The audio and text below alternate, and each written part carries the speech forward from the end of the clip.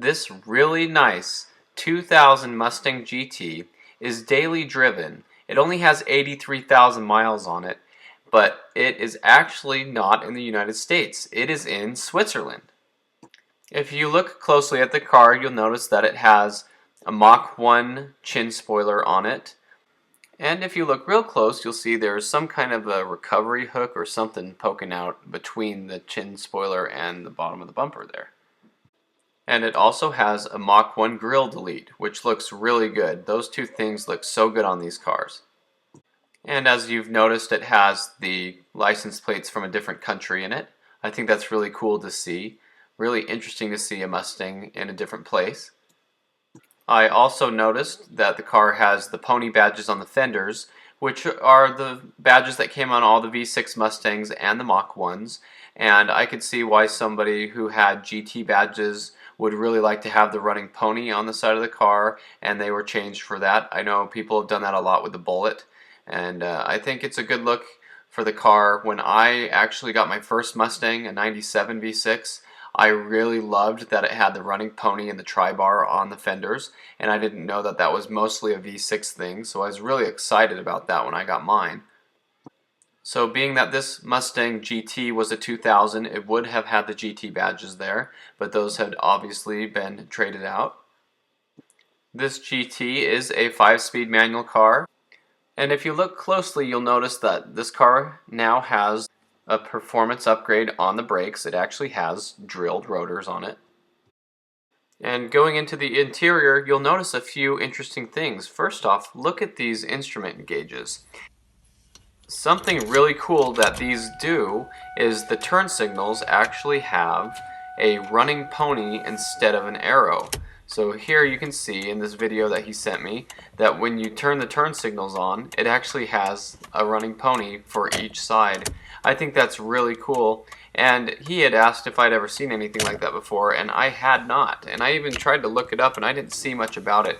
If you know something about this, you can put that in the comments. I'm sure some people are bound to know about this. But anyway, the gauge cluster, he said, is out of a Mach 1, although it is in kilometers, but it really doesn't look exactly like a Mach 1 cluster. This is a Mach 1 cluster in kilometers, and if you look, you can see that those lines are on the outside of the numbers, where on his, the lines are on the inside of the numbers. The font on the numbers does look the same, but there are other things like the RPM range and where it says kilometers. All those things are actually different, and they do light up green, whereas a Mach 1 it would light up white.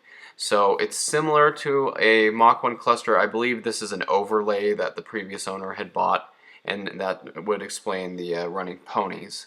The red line is also different. Automatic Mach 1 would have a red line like a GT because it was on the automatic transmission and it was rated at a lower red line like a GT would have been. And technically the automatic Mach 1s did not have the forged crankshaft, so they weren't technically rated to spin as high as a 5-speed Mach 1 that would have had the forged crank in there, even though that really doesn't seem to be much of a problem. That's another reason for that. But looking in the interior a little bit more, you'll realize a couple of really neat things. Well, being that it's a 2000, you're going to see it has the radio on top and the CD player on the bottom. You can see the traction control off switch, which is actually an option on this year GT. You can see it has the Bullet Mach 1 Cobra style pedals, and it also has some really nice Mustang floor mats. The owner also said that the car is equipped with the Mach 460 sound system, and he really likes the Mach sound system, said it sounds great. The 5-speed is a T45 instead of a 3650 because of what year it was produced and everything. But look at the seats. Those seats are not Mustang GT seats. These seats, he was telling me, are out of a GTR. They're Litchfield seats. And the rear seats are out of an '01 Cobra. And so the owner of this car was very nice. His name was Nicky. He contacted me, said he loves watching the videos. He loves driving this car.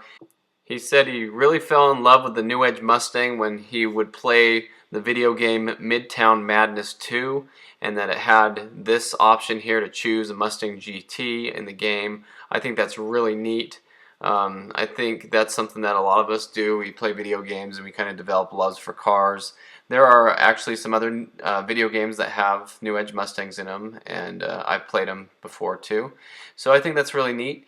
And he said that he just wanted to give greetings to me and my brother Danny Johnson, and say that he really enjoys our YouTube channels and that he hopes that we find this Mustang GT very interesting. And I do. I think it's a really neat car, and if I was over there in Switzerland and I saw that drive by, my jaw would drop. I'd be totally excited to see it. So that's a really cool story about a GT over there, and I just want to thank him for reaching out to me and sending me the pictures and a little bit of a story about the car. I did ask him if he had bought the car from someone over there, or what the story was. And I asked him, was it imported new? And he said he bought the car in Zurich, Zurich, also from a young guy. And that young guy now has an '09 V6. And this car, his GT, showed that it was first registered in March 2nd, 2000. So in Geneva, Switzerland. So that's the only information he had on the car.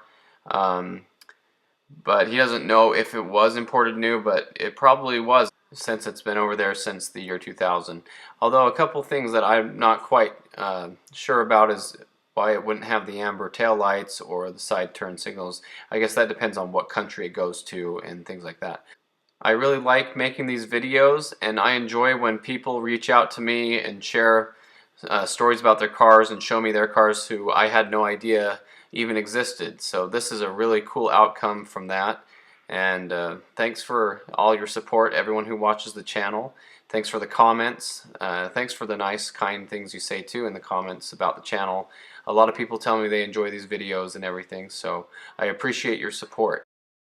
Something cool too that I thought I would include in this real quick is my collection of Swiss Army knives, watches, and things.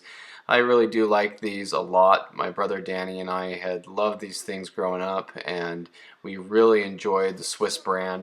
As a matter of fact, this knife on the far left that looks like a Leatherman, that is the Victorinox Swiss X tool, and I really like that one. I picked that up on my mission when I was a missionary myself down in Paraguay, South America, and it was really nice to find something really quality, really nice, well built, something that I could enjoy having while I was down there.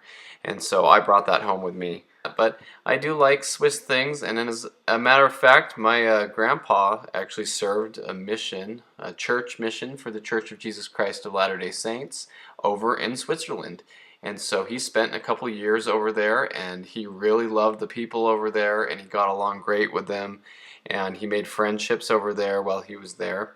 And so that was right after World War II. He was a World War II pilot, and then he went on a mission over there and taught the gospel to people in Switzerland. So I do have some ties back to Switzerland, not very big. And if you look at this knife in the middle there, the one with the bar on it with writing, that actually says Swiss International Hotels. And my grandpa gave me that knife. So he may have picked that up when he went back to visit one time. I don't think he got that back when he was on his mission, because I don't think that design was out yet. But I always liked that one, and he gave me that. But anyway, just thought I'd include these two little facts. I think it's pretty neat. And anyway, just thought I'd share that.